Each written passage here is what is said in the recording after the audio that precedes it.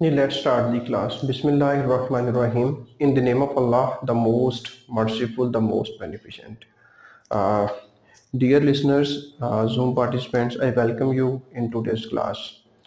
आज की क्लास जो है वो जो मेनली जो चीज़ मैं डिस्कस करने जा रहा हूँ डैट इज इन्वेंटोरी।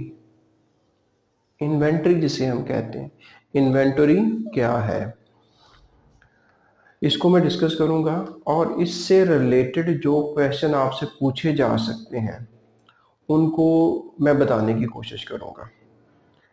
जो एमसीक्यूज आपको आ सकते हैं और इसकी अंडरस्टैंडिंग भी देने की कोशिश करूंगा कि बेसिकली इन्वेंटरी होती क्या है। ड्यूरिंग द लेक्चर अगर कोई प्रॉब्लम आता है ऑडियो ना होने की वजह से या वीडियो स्टक होने की वजह से तो प्लीज़ मुझे इंटीमेट ज़रूर कर दीजिएगा। तो मैंने सामने स्क्रीन रख ली है तो मैं वहाँ से देख के अकॉर्डिंगली हम एडजस्ट कर लेंगे। अच्छा, तो इन्वेंटरी क्या है? आपको पता है कि जो एलिमेंट्स ऑफ फाइनेंशियल स्टेटमेंट्स हैं, फाइनेंशियल स्टेटमेंट्स के अंदर क्या होता है, वो एसेट्स होते हैं, वो लायबिलिटीज होती हैं, वो कैपिटल होता है, वो इनकम होती है और एक्सपेंसेस होते हैं। तो आज का जो हमारा टॉपिक है वो इन्वेंटरी है, वो इन्वेंटरी है। तो ये क्या ये है, क्या ये है, क्या ये है, क्या इनकम है, क्या एक्सपेंस है, क्या है ये इन्वेंटरी? तो बेसिकली इन्वेंटरी जो है वो उसका लिंक एसेट्स के साथ है।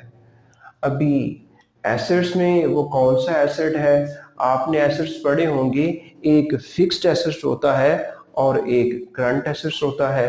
तो अब इन्वेंटरी जो है वो क्या फिक्स्ड एसेट है या करंट एसेट है? कौन सा एसेट है जी इन्वेंटरी? क्या माइंड में आपके आता है कि इन्वेंटरी एसेट कौन सा है? ये खत्म होगी ये वाली बात कि एलिमेंट्स ऑफ फाइनेंशियल स्टेटमेंट मैंने जल्दी से आपको बता के और मैंने कहा कि इन्वेंटरी कौन सा इनमें से है, तो मैंने कहा ये एसेट है, तो ये वाला तो कट लग गया, खत्म होगी ये वाली बात। अब इन्वेंटरी एसेट है तो कौन से वाला एसेट है? क्या ये फिक्स्ड एसेट है या ये करंट एसेट है? आप डेफिनेटली कहेंगे सर ये करंट एसेट्स है। तो याद रखिएगा, जब आप बैलेंस शीट बनाते हैं, बैलेंस शीट में आप एसेट्स लिखते हैं, एसेट्स में आप फिक्स्ड एसेट्स लिखते हैं, फिर आप करंट एसेट्स लिखते हैं, तो इन्वेंटरी करंट एसेट्स के अंदर आती है। अब यहाँ पे एक और क्वेश्चन है, वो ये है कि क्या इन्वेंटरी जो है ये जो आप बैलेंस शीट के ऊपर रिपोर्ट कर रहे होते हैं, बैलेंस, मैं इस तरफ बोलता हूँ, जो आप बैलेंस शीट के ऊपर रिपोर्ट कर रहे होते हैं, जो कि करंट एसेट्स के अंदर लिख रहे होते हैं, क्या वो उस साल की ओपनिंग इन्वेंटरी होती है या क्लोजिंग इन्वेंटरी होती है? जी, ओपनिंग होती है या क्लोजिंग होती है? Anybody who wants to answer, जो आंसर देना चाहता है कि हमने इमेजिन करें एक बैलेंस शीट बनाई है, बैलेंस शीट में आपने करंट एसेट्स लिखे हैं जिसमें कैश लिखा है, इन्वेंटरी लिखी है, अकाउंट रिसीवेबल लिखे हैं, तो ये जो इन्वेंटरी है क्या आप ओपनिंग इन्वेंटरी होती है या क्लोजिंग इन्वेंटरी होती है उस डेट पे? जी जल्दी से बता दें अगर कोई चैट बॉक्स में बताना चाह रहा है। जी, तो बच्चों ये याद रखना वो क्लोजिंग इन्वेंटरी होती है। Very good. तो जिसने ये कहा उसका 1 नंबर है, जिसने ये नहीं कहा उसका नंबर नहीं है। जिसने कहा कि इन्वेंटरी एसेट है और फिर उसने कहा कि ये करंट एसेट है, वो भी करेक्ट है। फिर हमने 5 एलिमेंट्स ऑफ फाइनेंशियल स्टेटमेंट्स लिखे, इनमें से इन्वेंटरी क्या है, ये एक एसेट है, ये लायबिलिटी नहीं है, ये कैपिटल नहीं है, ये इनकम नहीं है, एक्सपेंस नहीं है।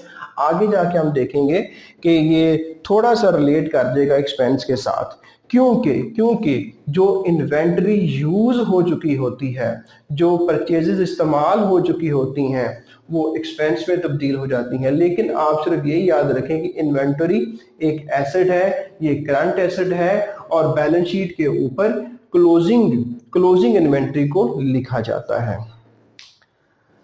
अच्छा, अब एक और चीज है कि इन्वेंटरी जो है ना, इसकी ट्रीटमेंट जो है वो दूसरे एसेट से बिल्कुल मुख्तलिफ है। कोई बता सकता है कि ये इसकी नेचर, इन्वेंटरी की जो नेचर है वो दूसरे एसेट से कंप्लीटली डिफरेंट है। इन्वेंटरी की नेचर फितरत इसकी वो दूसरे एसेट से बिल्कुल मुख्तलिफ है। लाइक आपके पास एक प्लांट है, एसेट है, एक मशीनरी है, एसेट है, एक फैक्ट्री है, एसेट है, एक इन्वेंटरी है, एसेट है। तो ये प्लांट की नेचर, मशीनरी की नेचर, फैक्ट्री की नेचर, इन्वेंटरी की नेचर, ये टोटली डिफरेंट है, ये मुकम्मल तौर पर मुख्तलिफ है। तो very good Saba, you are contributing well. इससे होता क्या है, जो टीचर है उसको ये सिग्नल्स आते हैं कि he is teaching and somebody is there who is listening him, और एक इंटरेक्टिव सा सेशन हो जाता है और ज़्यादा प्रोडक्टिव सेशन होता है। तो याद रखिएगा, इन्होंने बिल्कुल सही बताया। आप प्लांट खरीदते हैं तो प्लांट खरीदने का मकसद क्या होता है, एक बिजनेस, आप एक बिजनेसमैन है, आप मैन्युफैक्चरिंग करते हैं, तो आप प्लांट को खरीदते हैं कि मैं इसको ऑपरेट करूंगा, ऑपरेट करके गुड्स मैन्युफैक्चर करूंगा।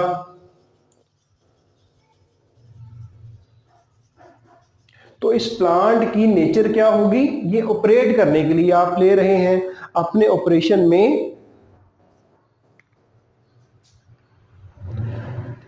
जी, आप अपना ना रेडमी नोट 11 अपना नाम भी प्लीज सेंड करें कि आपका नाम क्या है।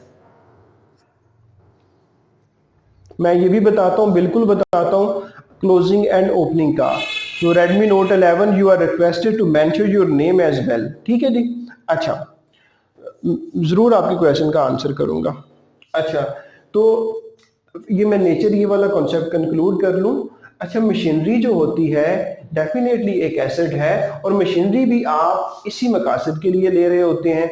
अगर आप कोई फैक्ट्री परचेज करते हैं तो आप कहते हैं कि यहाँ पे मैं चीज़ें इंस्टॉल करूंगा और इंस्टॉल करके ऑपरेशन करूंगा, और ऑपरेशन करके मैं कुछ चीज़ें मैन्युफैक्चर करूंगा या चीज़ें स्टोर करूंगा।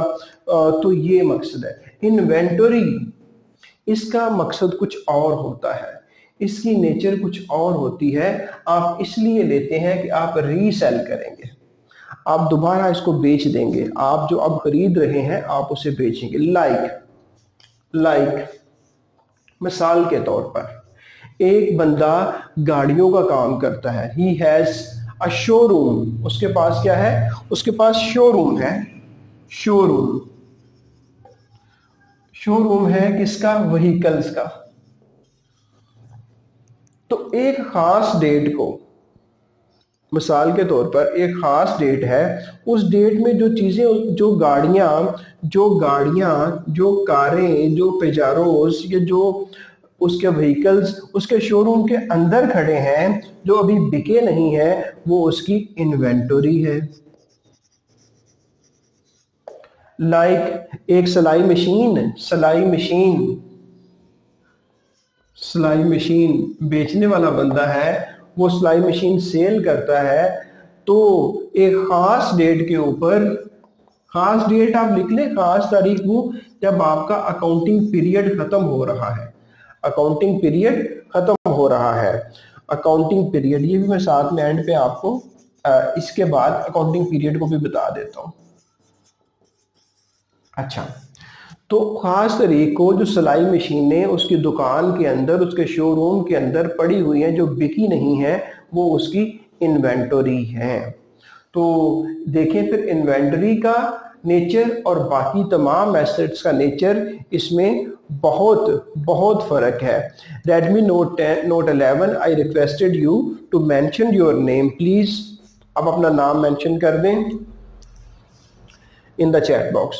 अच्छा, तो ये मैंने बता दिया आपको कि इन्वेंटरी एक एसेट है और उसकी नेचर दूसरे एसेट से मुख्तलिफ है। और ये पूछा जा सकता है कि वो क्यों मुख्तलिफ है। इसकी सिर्फ एक ही वजह है, there is only one reason that the nature of the inventory is different as compared to other asset, and that is inventory is purchased for the purpose of reselling. The inventory is purchased for the purpose of reselling.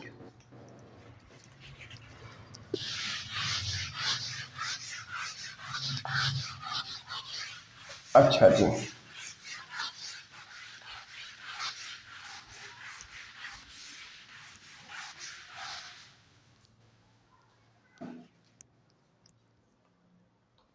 हाँ मैं अभी आपको हाशिम बताने लगा हूँ। हाशिम मुझे बिल्कुल मैंने नोट कर लिया, मैं आगे ये बताता हूँ आपको। अब आपकी तरफ आ गया, मेरे माइंड में कुछ और था। हाँ, तो अकाउंटिंग पीरियड भी नोट कर लें कि अकाउंटिंग पीरियड क्या होता है।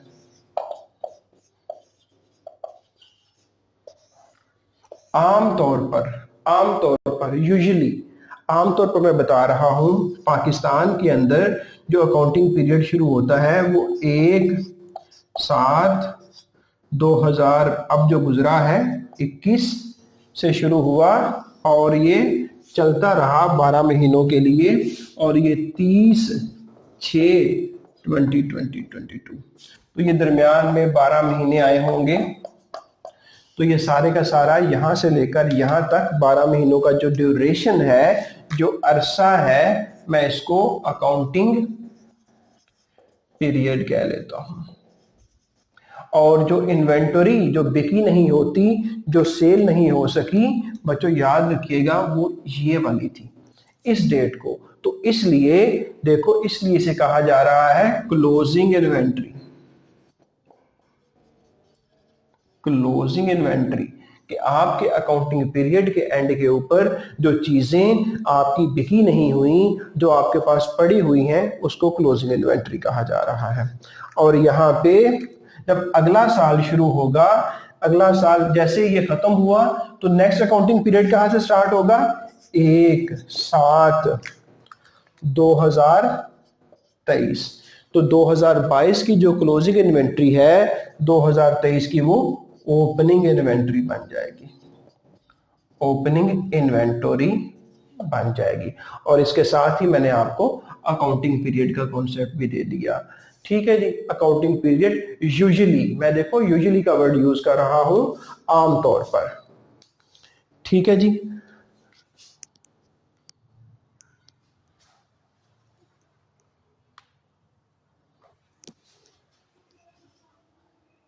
अच्छा जी, हम आगे मूव करते हैं।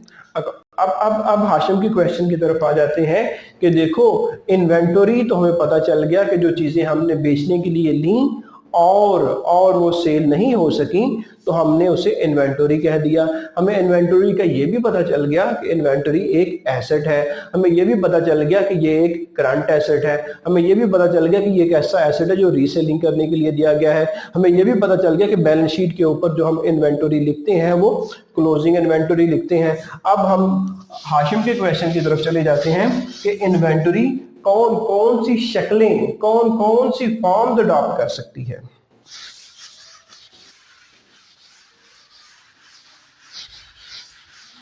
अब अपने माइंड में लेके आओ, अपने माइंड में लेके आओ कि आप एक मैन्युफैक्चरर हो, you are a manufacturer.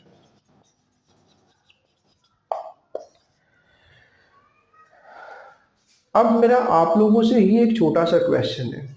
My question is this, please let me know that how many ways you can do the business.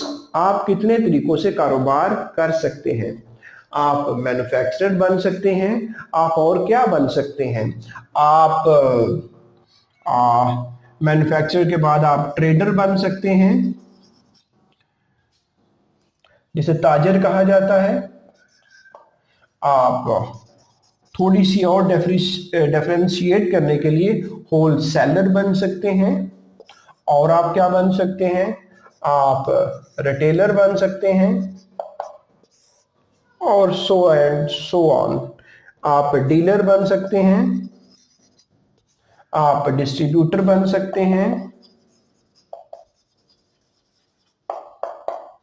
सही।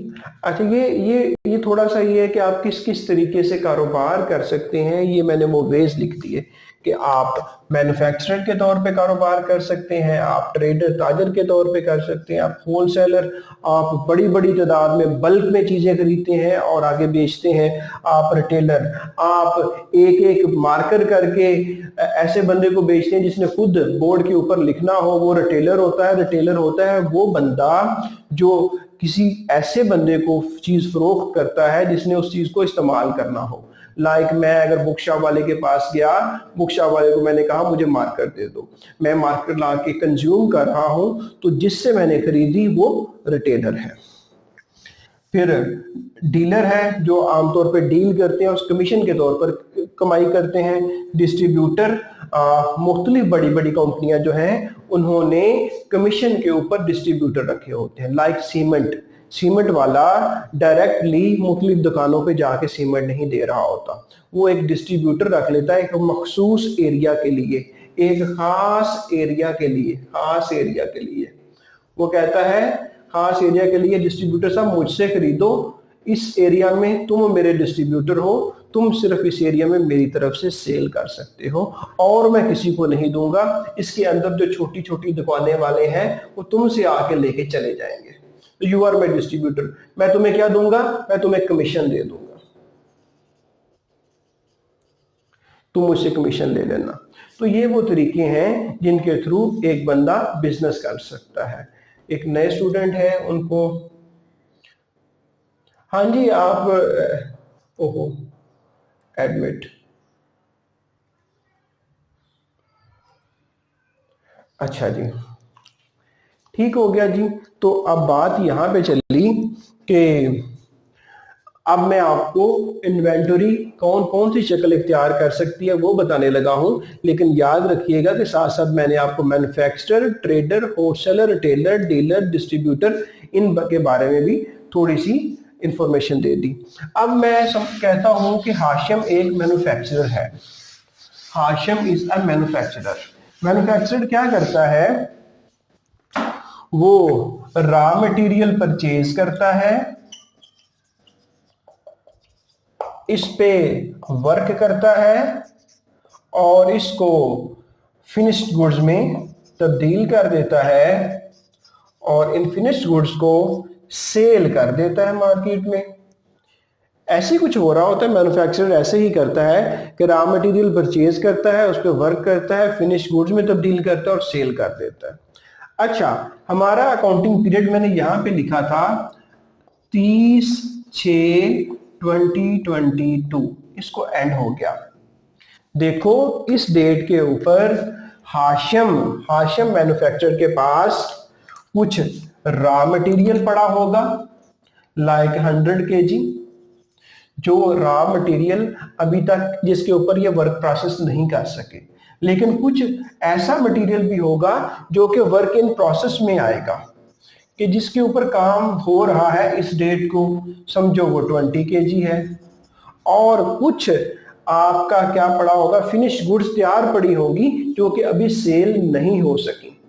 ठीक है, तो जो सेल नहीं हो सकी वो हो सकता है 7 आइटम्स पड़ी हो जिस चीज की भी है।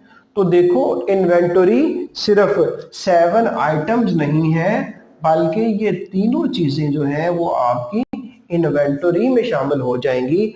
आपका रॉ मटेरियल भी इन्वेंटरी के अंदर आएगा, आपका वर्क इन प्रोसेस भी इन्वेंटरी के अंदर आएगा, और आपकी फिनिश गुड्स जो पड़ी हुई हैं वो भी वर्क इन प्रोसेस, वो भी आपके इन्वेंटरी के अंदर आएंगे। तो हाशिम, आपको क्लियर हो गया होगा कि जो जो कुछ आपके पास पड़ा हुआ है जिसका मकसद है कि आपने रीसेल करना है, वो इन्वेंटरी की डेफिनेशन में आ जाता है, और आपका रॉ मटेरियल जो आपकी कट ऑफ डेट के ऊपर आपके पास पड़ा हुआ है वो क्या हो जाएगा, इन्वेंटरी हो जाएगा।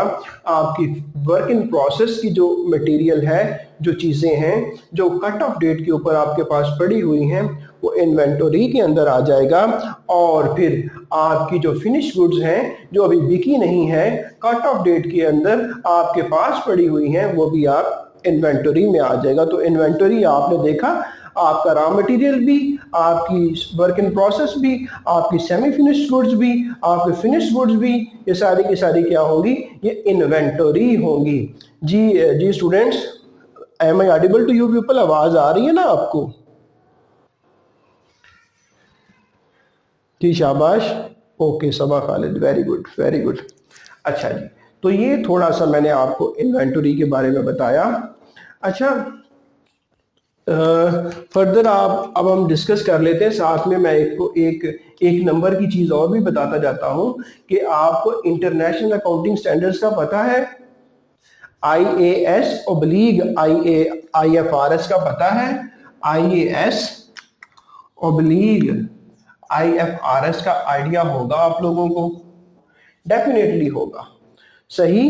तो इन्वेंटरी को एक IAS oblique IFRS dedicated IAS deal करता है कि इन्वेंटरी की अकाउंटिंग कैसे की जाएगी, इन्वेंटरी की अकाउंटिंग कैसे की जाएगी, उसके लिए है इंटरनेशनल अकाउंटिंग स्टैंडर्ड 2, उसका टाइटल ही इन्वेंटरीज है।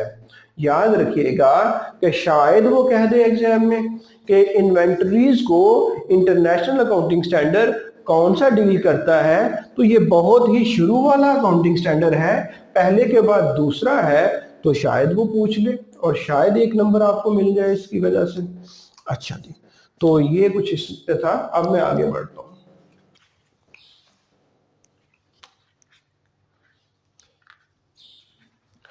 अच्छा, अब मुझे बताओ कि इन्वेंटरी की बुक कीपिंग कैसे की जाएगी। आपको ये पता है ना, book keeping is part of accounting.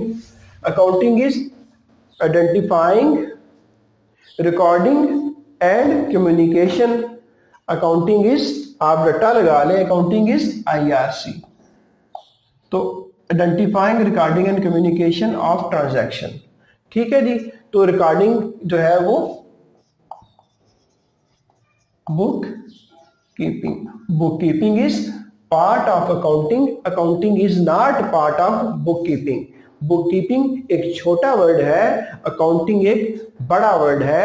Accounting में और भी एक्टिविटीज आती हैं, बुक कीपिंग में सिर्फ और सिर्फ रिकॉर्डिंग आती है। एक नए स्टूडेंट है, let me get him in.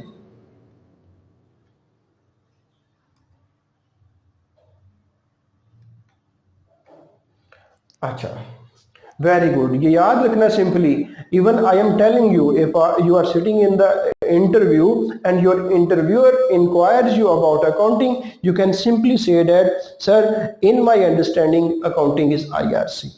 I for identifying, R for recording, and C for communicating about all the transaction which are undertaken by the business. तो वो इंशाल्लाह he will be happy with you. अच्छा, अब मैं आपको बताने लगा था कि इसकी बुक कीपिंग कैसे की जाएगी।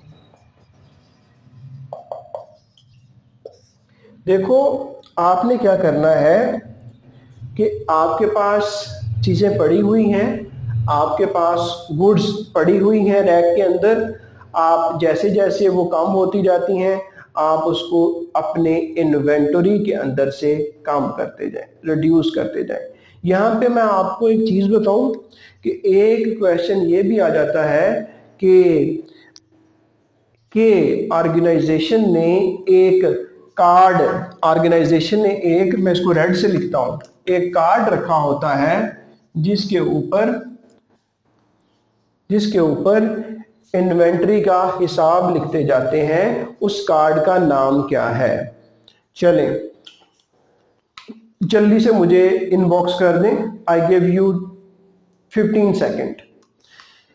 ऑर्गेनाइजेशन ने एक कार्ड रखा होता है, उस कार्ड के ऊपर इन्वेंट्री का हिसाब किताब लिखते रहते हैं, उस कार्ड का नाम क्या है? So I believe time is over. Bin card. ठीक है जी।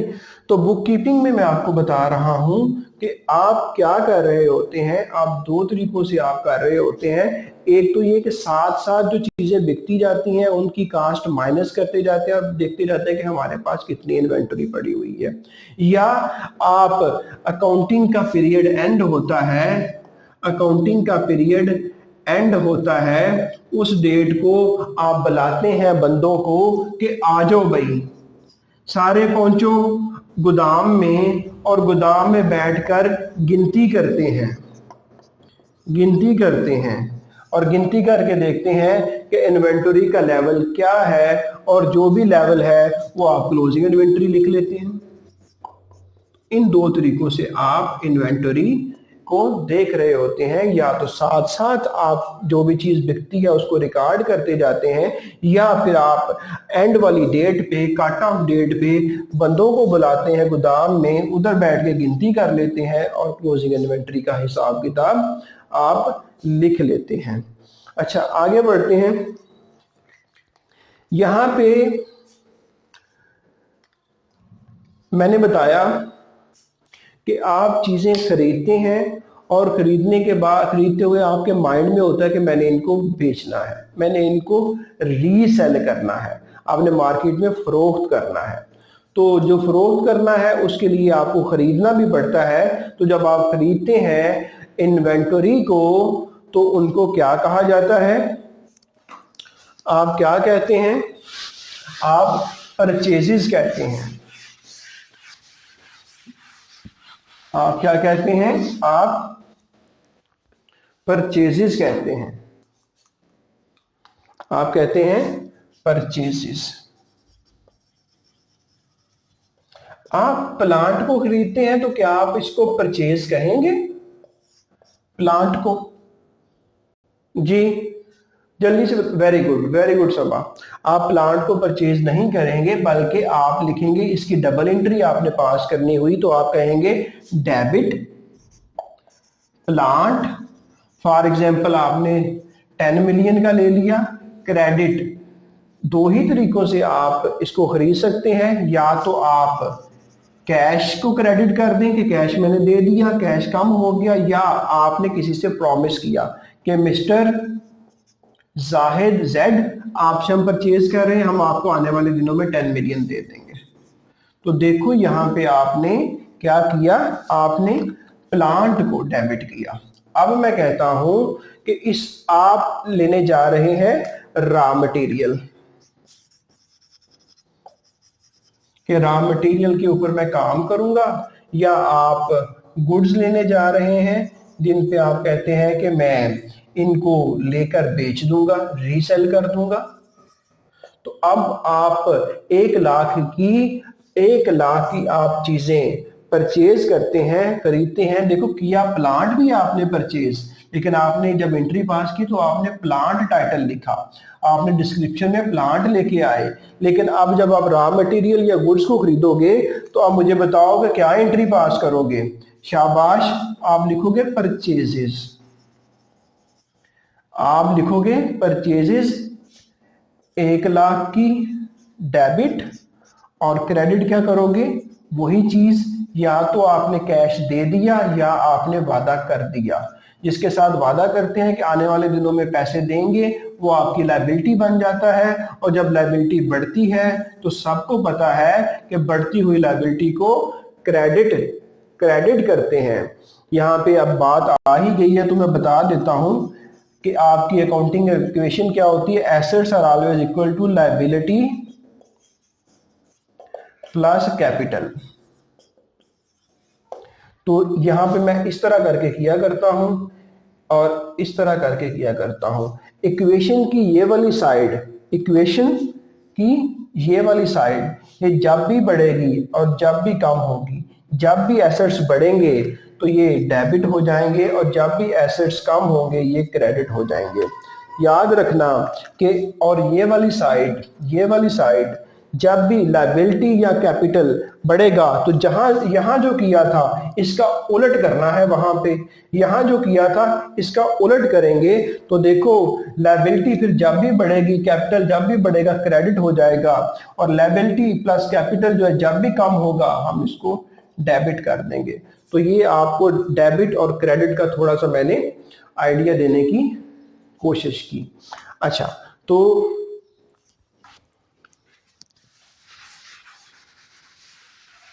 अब मैं बता रहा था परचेजेस के बारे में।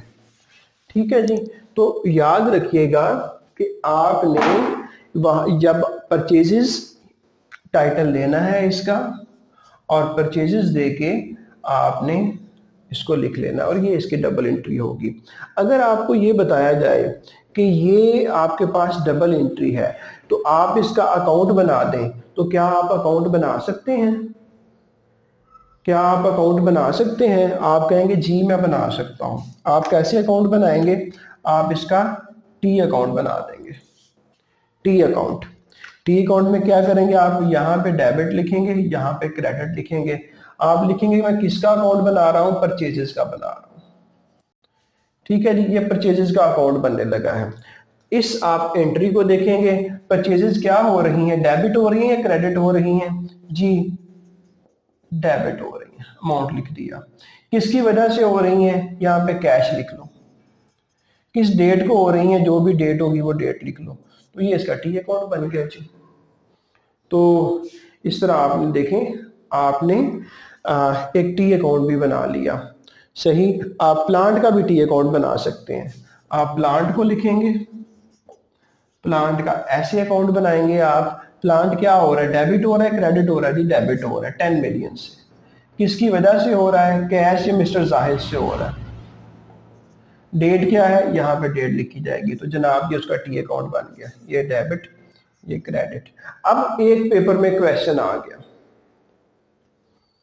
ठीक है, अब पेपर में क्वेश्चन आ गया। अगर आपसे पूछ लेते हैं, देखो जब एंड होता है ना तो इसको हम इस तरह करके बराबर कर लेते हैं डेबिट और क्रेडिट को। यहां पे लिखते हैं बैलेंस। ठीक है, अब पेपर में आ जाता है, कहता है कि जी डेबिट जो एसेट्स वाले अकाउंट हैं उनका डेबिट बैलेंस होता है या क्रेडिट बैलेंस होता है। इसको आप देखो, इसको, और मुझे बताने की कोशिश करो कि यहाँ पे जो बैलेंस है परचेजेस अकाउंट का वो डेबिट है या क्रेडिट है। सिर्फ समझाने के लिए कह रहा हूँ ये। जी शाबाश, डेबिट है या क्रेडिट है? तो याद रखना जो वाली साइड बड़ी है, जो इसकी नेचर है, ये डेबिट बैलेंस है। लिटरली स्पीकिंग ये क्वेश्चन मुझे पेपर में आ चुका है। ये क्वेश्चन मुझे पेपर में आ चुका है जो मैं क्वेश्चन आपको बता रहा हूं।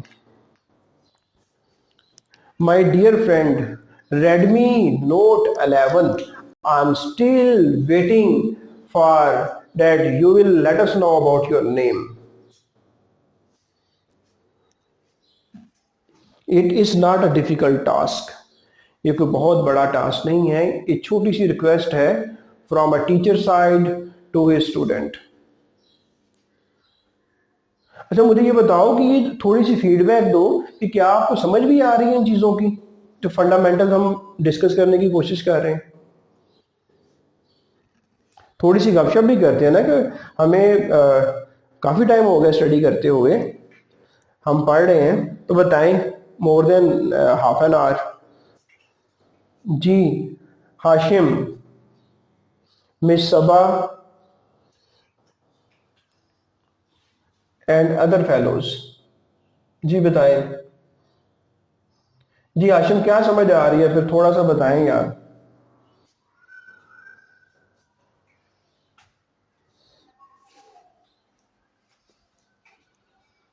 जी मैडम सबा। आपको ये जो, और दूसरा ये बताएं कि ये बोर्ड जो है आपको क्लियर नजर आ रहा होता है, कोई इसमें कोई डिफिकल्टी तो नहीं आ रही बोर्ड के अंदर?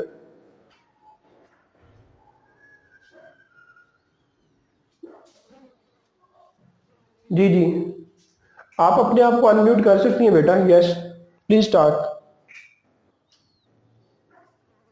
फैसल रहमान।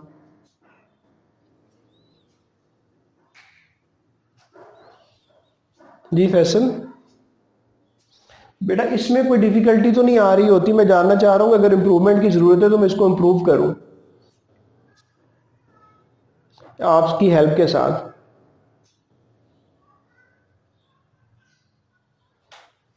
जी फैसल, बेटा आपकी आवाज नहीं आ रही। ओहो सॉरी, दोबारा बोलिएगा जी। जी फैसल, आप कुछ कह रहे थे? नहीं, कुछ नहीं कह रहे। चलो ठीक है, हाँ क्लियर नजर आ रहा है, that's fine, fair enough, fair enough. मुझे ये बताएं कि आप लोग पहले क्या आप अकाउंट्स और ऑडिट के किसी पेपर में बैठे? जी सबा, सबा बात करें, अनम्यूट करें अपने आप को।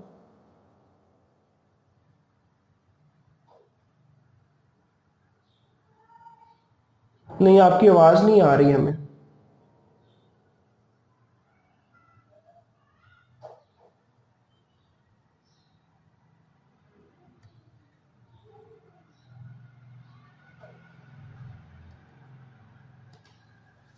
फर्स्ट टाइम है, ठीक है ठीक है। अच्छा, जो मैंने आपको बुक्स दी हैं ना, जो मैंने आपको बुक्स दी हैं, मैंने बुक्स सर डोनाल्ड डी कीसू की बुक दी है, और मैंने सर फ्रैंकवुड की बुक दी है, बिजनेस अकाउंटिंग। अच्छा, इसको ना स्मार्टली आपने पढ़ना है।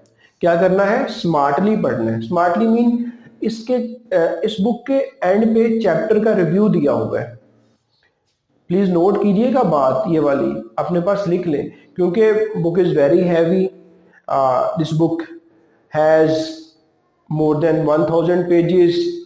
So what you can do, आप हर हर जो चैप्टर है ना, उसके एंड पे बुक चैप्टर रिव्यू दिया हुआ है, उसको गो थ्रू करें। उस चैप्टर के अंदर जो इंपॉर्टेंट टर्म यूज हुई हैं उसको देखें और उसको पढ़ें। और आपने क्या करना है, और आपने उस चैप्टर के एंड पे मल्टीपल चॉइस क्वेश्चंस दिए हुए हैं और उनके आंसर्स भी अवेलेबल हैं विद एक्सप्लेनेशन, आपने उसको करने की कोशिश करनी है।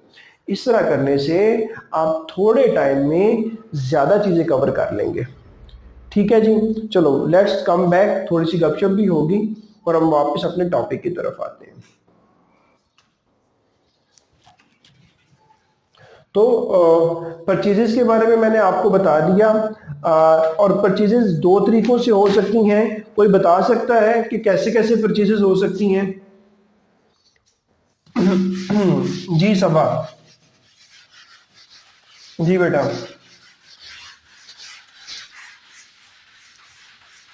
जी शाबाश।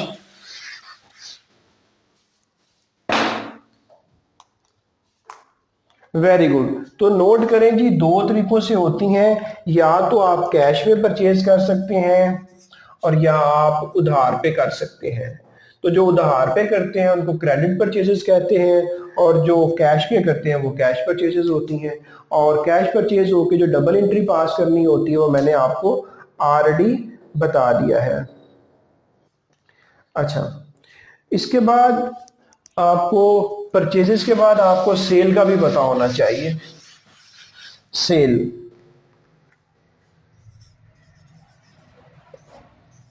आप जब जब आपने चीजें परचेज की हुई हैं जिनमें आपकी इंटेंशन थी कि मैं इनको सेल करूंगा, तो जब आप उसको अपने आप से अलहदा करते हैं, अपने कस्टमर को दे देते हैं, और उसको फिर आप क्या कह देते हैं? इसको आप सेल कह देते हैं। आप मुझे ये बताएं कि मिसाल के तौर पर अब आप एक दुकानदार हैं, यू आर अ रिटेलर। अब मैंने पहले आपको बता दिया कि आप कारोबार किस किस तरीके से कर सकते हैं। आप रिटेलर हैं, मैं ये मार्कर आपसे लेने के लिए गया तो आपने मार्कर बेच दिया जाहिद को, तो आपके पास क्या आया? कैश आया। कैश क्या है? एसेट है। एसेट बढ़ता है तो डेबिट हो जाता है, और आपने 50 रुपीज का मुझे ये बेच दिया। आप कहोगे कैश आ गया, 50 रुपीज डेबिट, और आपने क्रेडिट क्या करना है? क्रेडिट कर लेना है आपने सेल को। तो बच्चा यही तो वो सेल है। परचेज की तरह सेल भी दो तरीकों से हो सकती है। परचेज की तरह सेल भी दो तरीकों से हो सकती है, एक कैश पे और एक उधार। उधार वाली को क्रेडिट सेल कहा जाएगा। अब दूसरी एग्जांपल लेता हूं। मैं तो नकद लेके आ गया, अब हाशिम चला गया और हाशिम ने कहा कि मुझे एक मार्कर दे दो। आपने कहा हाशिम साहब पैसे।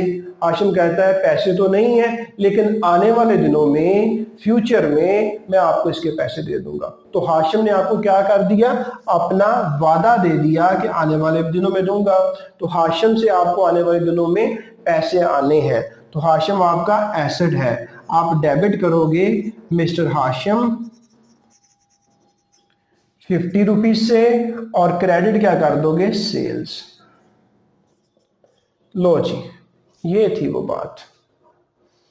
तो ये हो गया आपका, परचेजेस भी देख लिया आपने और आपने सेल्स को भी देख लिया। अच्छा, आगे जाके अब मुझे ये बताओ कि आप बनाते हो इनकम स्टेटमेंट।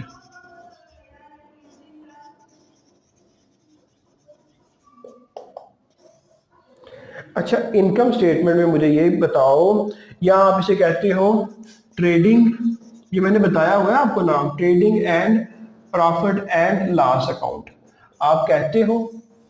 अब पेपर में लिटरली स्पीकिंग, जिंदगी में आप आगे जाके पेपर देंगे ना, ये जो एमसीक्यूज बेस्ड है, तो किसी में ना किसी में जरूर वो पूछ लेगा सेल और परचेजेज। सेल और परचेजेज ट्रेडिंग पार्ट में आते हैं या profit and loss account part में आते हैं? बताओ। सेल और परचेजेस वो ट्रेडिंग ट्रेडिंग पार्ट जो है वो ट्रेडिंग एंड लॉस अकाउंट का, प्रॉफिट एंड लॉस अकाउंट का उसमें आती हैं, या वो प्रॉफिट एंड लॉस अकाउंट में आती हैं? जल्दी से बताएं। वेरी गुड, वेरी गुड, याद रखिएगा। देखो, मैं अभी बना के भी दिखाने लगा हूं आपको। आप बनाते हो, अभी यहां मैं बना लेता हूं, यहां मैं बनाता हूं ये वाला ही। आप कहते हो सेल्स, मैं बना रहा हूं trading and profit and loss account. आप समझो कि ये इनकम स्टेटमेंट का ही दूसरा नाम है। आप सेल लिखते हो 1 लाख की, आप कास्ट ऑफ सेल लिखते हो कितने की जी?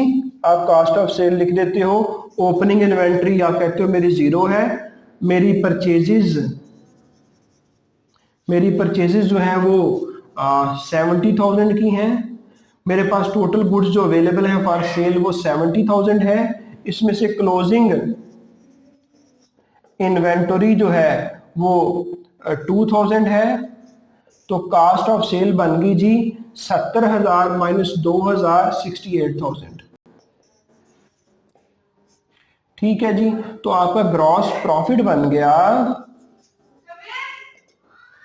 1 लाख में से 68,000 को माइनस करता हूं तो ग्रॉस प्रॉफिट आपका बन गया 32,000।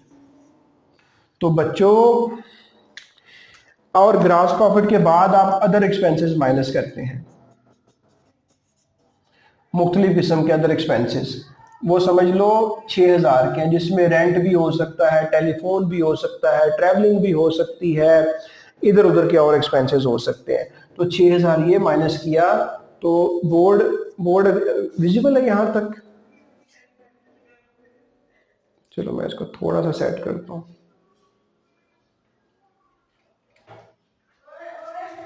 एक मिनट से।